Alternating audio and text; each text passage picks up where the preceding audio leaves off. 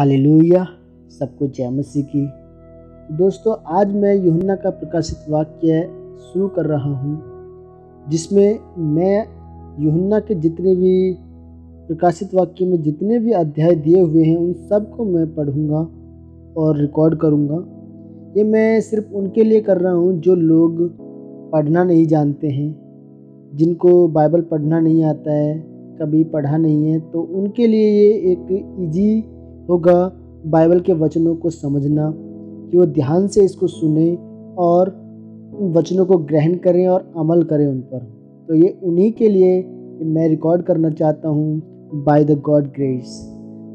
आप सब जानते हैं कि यूहन्ना की पुस्तक अध्याय 1 के 3 में लिखा है कि धन्य है वह जो इस भविष्यवाणी के वचन को पढ़ता है और वे जो सुनते हैं और इसमें लिखी हुई बातों को मानते हैं, क्योंकि समय निकट है।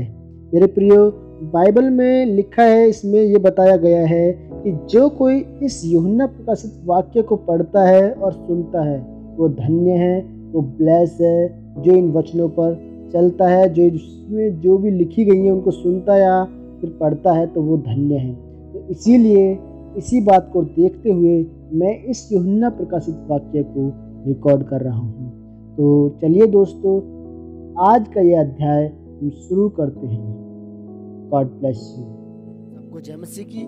रोज की मेरी भविष्यवाणी की पुस्तक पढ़ने के लिए रेड बटन पर क्लिक करके सब्सक्राइब करें और बेल आइकन पर क्लिक करें। यूहन्ना का प्रकाशित वाक्य है।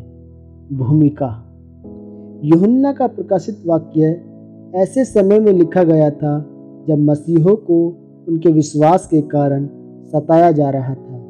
यीशु मसीह पर प्रभु और स्वामी के रूप में विश्वास करने के कारण इस लेखक की चिंता का प्रमुख विषय अपने पाठकों में आशा और उत्साह का संचार करना और उनसे यह आग्रह करना कि वे इस दुख और सताव के समय विश्वास योग्य बने रहें। इस पुस्तक का अधिकांश भाग प्रकाशनों और दर्शनों की श्रृंखला के रूप में है, जिसे सांकेतिक भाषा में प्रस्तुत किया गया है, जो संभवतः उस समय के मसीहों को समझ में आ गई थी, परंतु अन्य सभी लोगों के लिए यह रहस्य ही रहा। जैसे संगीत में एक धुन होती है, उसी प्रकार इस पुस्तक की विषय वस्तु बार बार विभिन्न तरीकों से अलग अलग दर्शनों की श्रृंखलाओं के द्वारा दोहराई जाती है।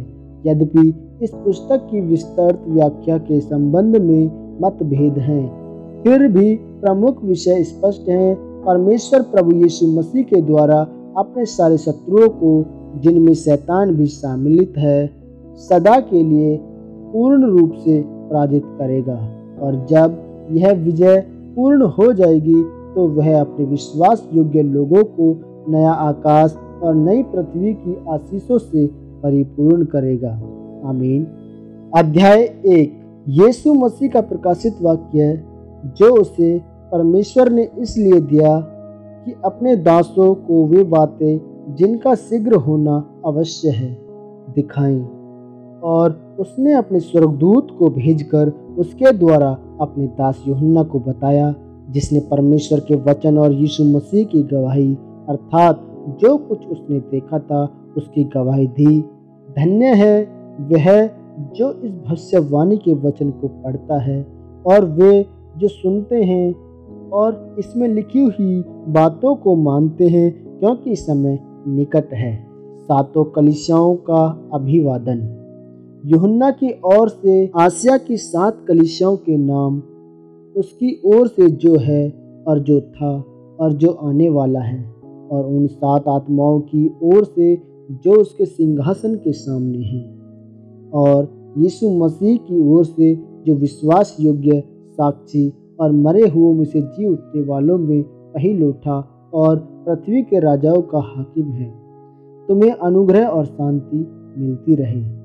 वह हमसे प्रेम रखता है और उसने अपने लहू के द्वारा हमें पापों से छुड़ाया है और हमें एक राजा और अपने पिता परमेश्वर के लिए याजक भी बना दिया। उसी की महिमा और पराक्रम युग अनुयुग रहे। आमीन। देखो, वह अपने बादलों के साथ आने वाला है और हर एक आँख उसे देखेगी, वर्ण जिन्होंने उसे बेधा था वे भी उसे देखेंगे और पृथ्वी के सारे कुल उसके कारण छाती पीटेंगे। हाँ, आमीन। प्रभु परमेश्वर जो है और जो था और जो आने वाला है, जो सर्वशक्तिमान है, वह यह कहता है, मैं ही अल्फा और ओमेगा हूँ। यूहन्ना को मसीही का दर्शन। मैं यूहन्ना, जो तुम्हारा भाई और यीशु के कलेश और राज्य और धीरज में तुम्हारा सहभागी हूँ, परमेश्वर के वचन और यीशु की गवाही के कारण पतमुस नामक टापू में था।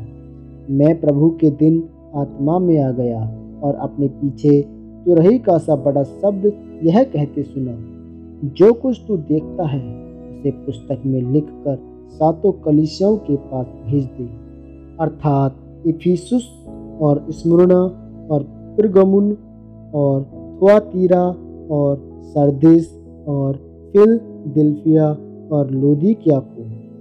तब मैंने उसे, जो मुझसे बोल रहा था, देखने के लिए अपना मुंह फेरा और पीछे घूमकर मैंने सोने की 7 दीवटें देखी और उन दीवटों के बीच में मनुष्य के पुत्र सदृश एक पुरुष को देखा, जो पांव तक का वस्त्र पहने और छाती पर सोने का पटुका बांधे हुए था।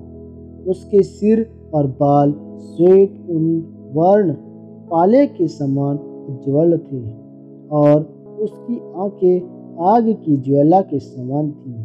उसके पांव उत्तम पीतल के समान थे, जो मानो भट्टी में तपाया गया हो, और उसका शब्द बहुत जल के शब्द के समान था। वह अपने दाहिने हाथ में 7 तारे लिए हुए था और उसके मुख से तेज 2 धारी तलवार निकलती थी।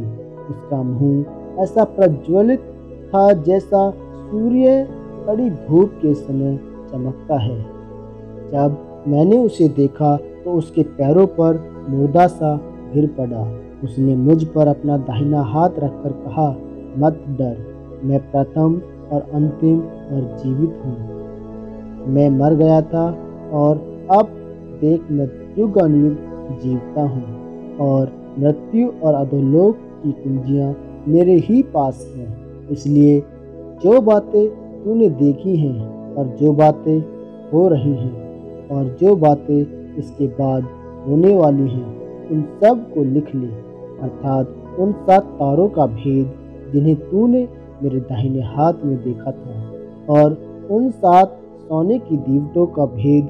वे 7 तारों 7 कलीसियाओं के दूत हैं और वे 7 दीवट 7 कलीसियाएं हैं। Thank you Jesus.